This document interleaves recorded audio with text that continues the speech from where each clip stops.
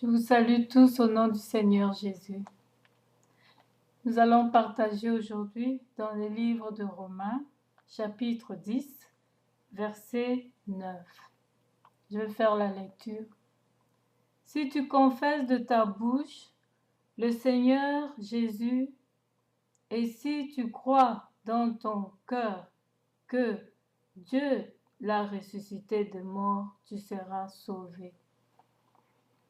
La parole de Dieu nous dit tout simplement que si nous confessons le nom de Jésus et si nous croyons dans nos cœurs que Dieu l'a ressuscité des morts, nous serons sauvés. Rien qu'à croire au Fils de Dieu et à croire que c'est Dieu qui l'a ressuscité des morts, nous sommes sauvés. Et d'autres passages nous disent, celui qui citera son nom, le nom de Jésus, sera sauvé. Il y a beaucoup de situations qu'on peut rencontrer dans la vie. Rien qu'en citant le nom de Jésus, les choses peuvent changer. Les choses vont bouger dans votre vie. Le nom de Jésus est très puissant. Je vais vous donner un exemple. Quand j'étais encore petite, cela s'est passé en France. J'allais me balader, c'était en vacances, j'allais me balader avec des amis. On s'est amusé, on a bu, on a mangé. Puis, en revenant, j'ai retourné dans ma maison, et l'une de mes copines m'accompagna, mais c'était une de Monde de Ténèbres, un agent. Et elle était restée au coin de la rue. Moi, j'avançais pour aller chez moi. Je l'ai vu passer, mais après un moment, j'ai vu un chat. J'ai vu un chat qui descendait des escaliers, de la fenêtre pour aller en dessous d'une des voitures. Et du coup, en m'approchant de ce chat, mes cheveux, la chair de poule, j'ai eu la chair de poule. Et je continuais mon chemin, j'avais pas d'idée. Dans ce temps-là, j'étais une brebis égarée qui allait à l'église comme touriste. Mais j'ai appris qu'il faut citer le nom de Jésus et tout patati, mais j'ai jamais pratiqué cela. Pour vous dire que Dieu est grand, même si vous ne le connaissez pas, il tend sa main. Alors j'avançais, j'étais vraiment à quelques centimètres de la porte, centimètres. Du coup, l'Esprit de Dieu descendit sur moi, me dit, tourne-toi. Je me suis retournée et j'ai vu le chat que j'ai vu descendre sous la voiture qui venait en toute vitesse vers moi. Puis, j'étais devenue comme si j'étais inoptisée, je crois. Je ne pouvais plus bouger. C'était les puissances de ténèbres qui m'ont prise, quoi, pour que je puisse mourir en ce jour-là, selon leur plan. Je ne pouvais plus prendre la porte, ouvrir la porte pour y entrer. Je n'avais plus de force. J'étais bloquée. Par après, quand le chat voulait sauter sur moi, ma bouche a prononcé le nom de Jésus. Moi, c'était pas moi qui avais prononcé cela, mais c'est l'Esprit de Dieu qui est descendu en moi, qui a fait sortir le nom de Jésus de ma bouche.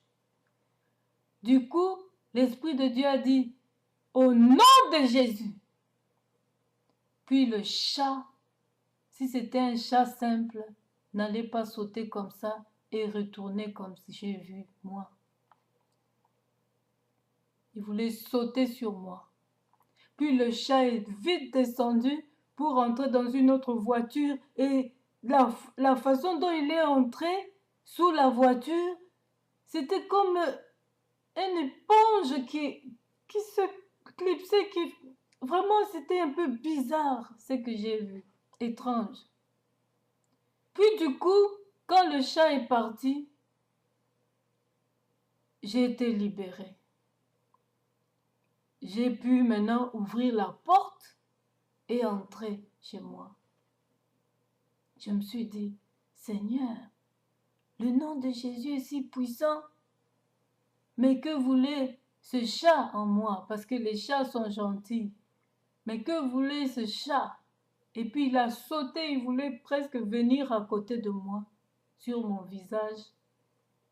Le nom de Jésus, quand le nom de Jésus est sorti de ma bouche, le chat est vite descendu pour retourner sur l'une des voitures qui était proche de notre maison. Et depuis là, quand je prie, même quand je ne vois pas, je sais que le nom de Jésus est puissant et que le nom de Jésus agit. Et depuis, je n'étais plus touriste dans des assemblées. Partout on déménageait, je cherchais les églises, je cherchais à aller prier et à citer ce nom chaque fois. Et à la fin de mes prières, comme on nous avait toujours enseigné, de citer ce nom. Et quand je cite ce nom, je sens déjà, je vois le chat là, comment il s'était retourné.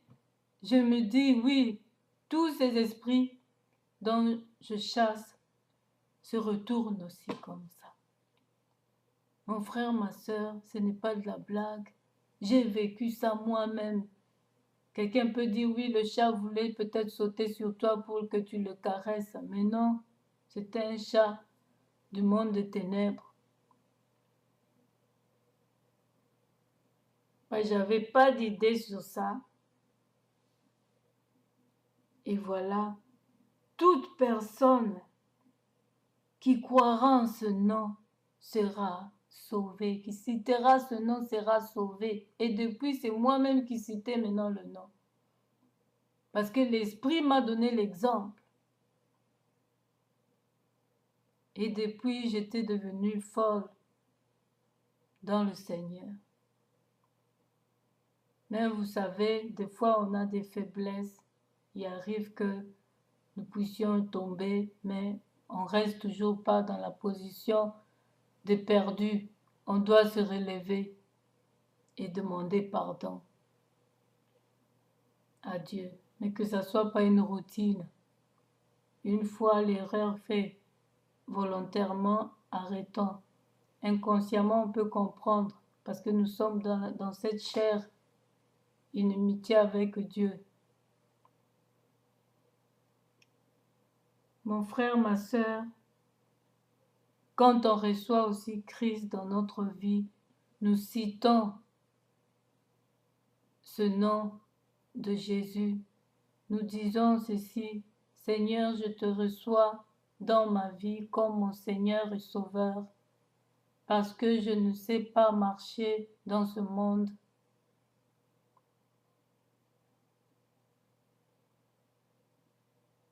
Qui a été donné au diable, qui est sous la puissance de Satan. J'ai besoin de toi pour m'orienter dans mes voies. J'ai besoin de ta lumière pour me guider dans tout ce que j'aurai à faire. J'ai besoin de ta voix pour être orienté. Seul je suis rien, seul je peux rien. Je refuse toute œuvre morte du diable, de Satan. Je viens dans ton camp, Seigneur.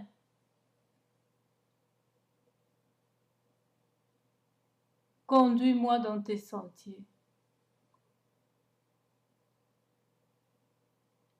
Au nom de Jésus-Christ. Amen. C'est ça, vous pouvez faire cette prière dans votre chambre, dans la douche, partout où vous vous retrouvez, vous l'avez reçu déjà dans votre cœur. Quand vous dites Seigneur, je te reçois dans mon cœur et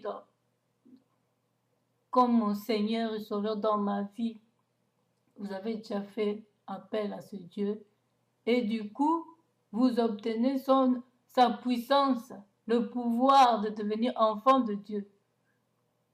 Vous le verrez par après comment cela se manifestera.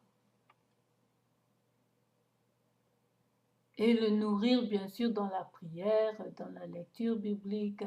Peut-être vous-même à la maison, vous comprenez, vous allez comprendre cela mal, mais en allant à l'église, là où vous allez, le pasteur peut prêcher d'une autre façon et cela vous aidera plus. Peut-être vous allez prendre ça à la lettre à la maison. C'est pourquoi il est conseillé d'aller à l'église, au temple, pour écouter la parole de Dieu. La vraie parole.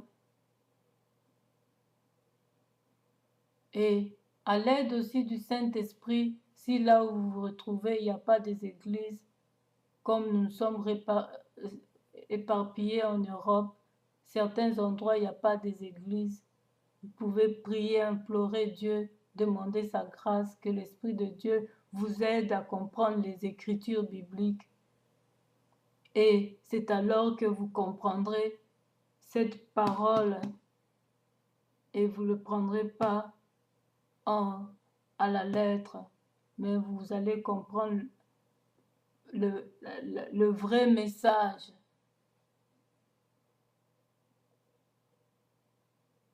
Vous avez un problème, entrez en profondeur en prière, cherchez Dieu dans le jeûne et prière, cherchez sa direction d'abord, la directive sur votre problème. Puis ensuite, quand il vous aura répondu, vous pouvez maintenant procéder comme il vous a demandé et vous aurez la réussite certainement. Il ne ment pas.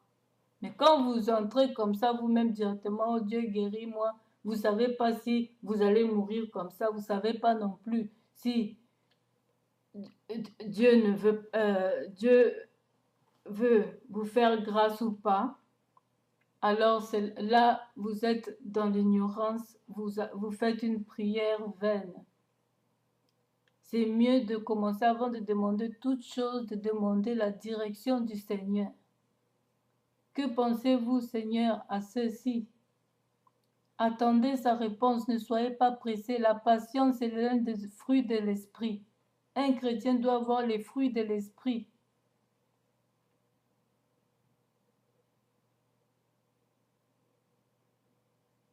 La patience est très importante.